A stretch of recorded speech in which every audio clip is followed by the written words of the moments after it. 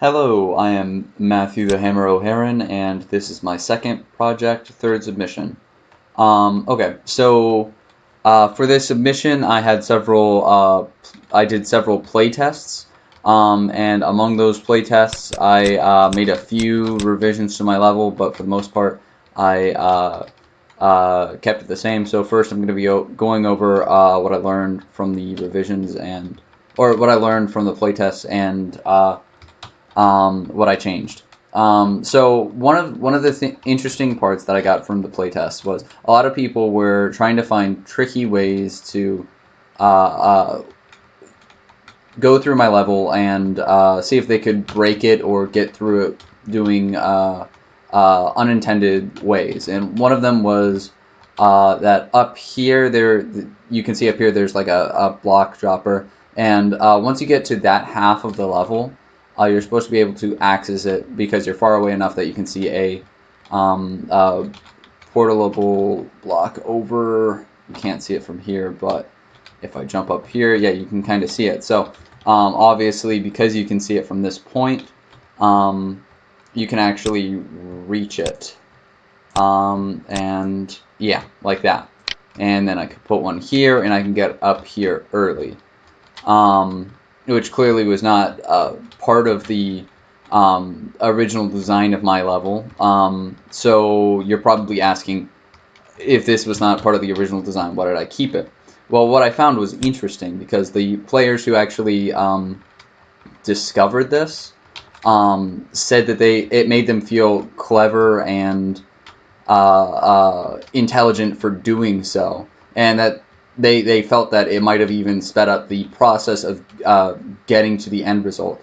When in actuality, getting up here prematurely often can slows down the process because I've set up the level in such a way that you need to get to this block at a later point, or else the puzzle will be more difficult to complete.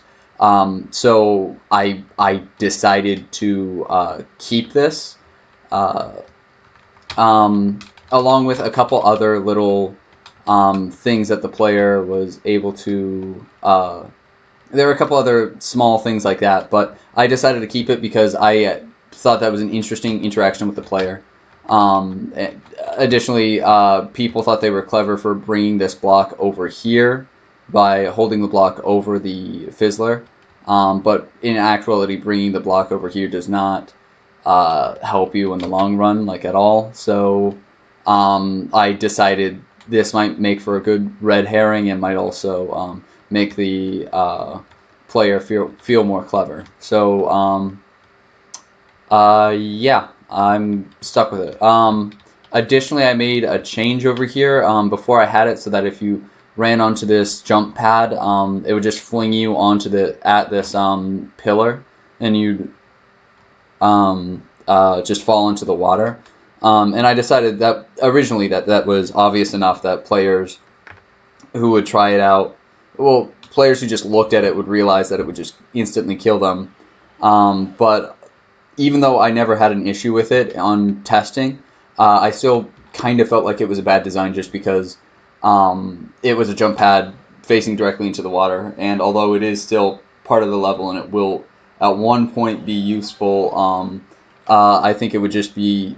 It felt like it was too harsh of a consequence for testing at the level. So I have it set up so that it just throws you over at the pillar, and then once you get over here, it catches you instead of just killing you. And you can't really abuse it to get to the other side early. I set up 2 portals here. Then this fizzler is still going to cut me off anyway. I won't actually be able to use them. Okay, so now I'll just complete the level like it was designed to be completed. So I grab this block at the beginning. Most players will just hit that button to get it. Run over here, put it on the button. This button not only activates this bridge here, but also turns off the fizzlers over on that side. Jump onto the bridge. shoot a portal up there because it's going to be useful in just a minute.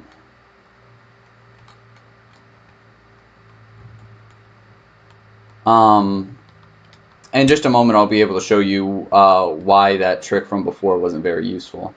So the player needs to put one block on that button and one block on this button to turn on this light bridge over there. And there's only 2 blocks that they can do it, the one on that button and the one over here, obviously. It's important that they get this block first, because this block needs to be placed on the further button over there, because once that block is removed from the button, the fizzler will turn on and you can't actually put any blocks. You can't get past this point with the blocks. So yeah, I found some players actually tried dunking. Whoop. Yeah, kind of like that. They tried getting it to hit the button, and although I haven't seen any success with that, I haven't seen any success from my players. I have tested it out myself, and after trying it out for like at least 10 times, I actually ended up scoring once. So I think that's a neat little trick to my level. Okay, after you put that button on, or put that box on that button, you need to run over here and get this box. And once you collect it, you just place it on this button and you're good. Now the light bridge is spitting out. Just need to move back to the first side, and from this point you create a portal from here to there. Now there's a light bridge, and however am I going to get on it? Yeah. So yeah, that's pretty much my level.